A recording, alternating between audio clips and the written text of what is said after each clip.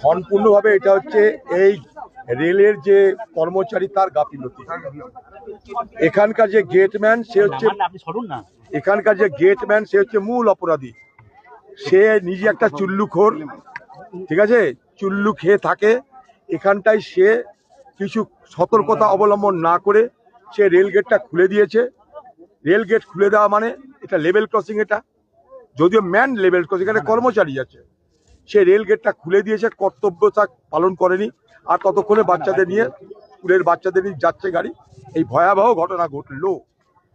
আমরা দেখছি ভারতবর্ষে হাইড্রোজেন ট্রেন চলছে, বুলেট ট্রেন চলছে, অনেক গল্প হচ্ছে, কিন্তু বরাবর আমরা যে দাবিটা করে আসছি, আমি নিজে একজন রেলের প্রতিমন্ত্রী ছিলাম আগে, বরাবর আমরা যেটা করার চেষ্টা করেছি সেটা যে বেসিক মৌলিক যে সমস্যা যেখানে যেখানে হয় সেই বেসিক পরিকাঠামোটাকে গড়ে তুলতে হবে।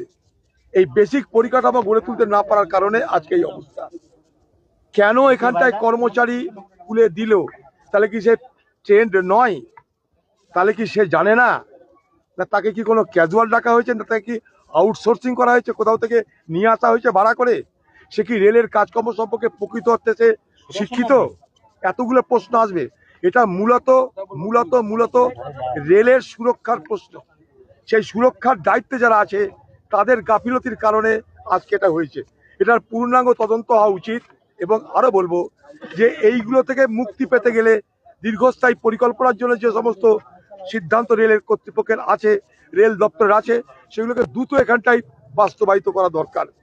নালে এই শুধুমাত্র একটা ব্যক্তির জন্য এতগুলো বাচ্চার প্রাণ গেল, কেউ মৃত্যুর সঙ্গে পাঞ্জা লড়ছে, কেন এত বড় ক্ষতি হলো, এতগুলো বাচ্চার প্রাণ গেল, এটা এই এলাকার মানুষের কাছে অত্যন্ত বড় প্রশ্ন। তাই স্বাভাবিকভাবেই তারা দাবি করছে রেলের অফিসার আসুক, তাদের সঙ্গে কথা বলবে। আমি এর মধ্যে রেল দপ্তরের যিনি মন্ত্রী আছে তার সঙ্গে কথা বলেছি, তিনিও বলেছেন আমরা যা করার করছি, এতটুকু পর্যন্ত জানি।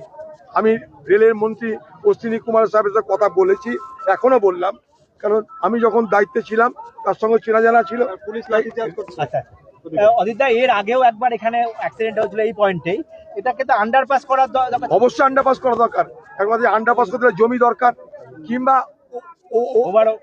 আরবি করতে গেলে সেখানটাও রেলের তৎপরতা দরকার। আন্ডারপাস এখানে হয়নি, লাইট হয়েছে, আন্ডারপাস অনেক জায়গায় হয়েছে, এখানে হয়নি। এটা রেলের পরিকাঠামোর অভাব, রেলের পরিকাঠামোর অভাব, রেলের পরিকাঠামো দুর্বল, তাই এই ঘটনা ঘটছে। রেলমন্ত্রী কি বললেন?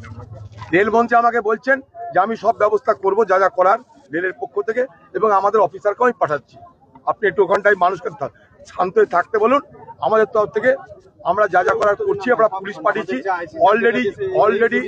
অলরেডি অ্যারেস্ট হয়েছে। বলছে যে গেটম্যান ছিল, রেলের মন্ত্রী বললো গেটম্যানকে আমরা অ্যারেস্ট করেছি, বাকি যা করার আমরা করব। আপনারা মানুষকে ওখানকার বলুন যে আমরা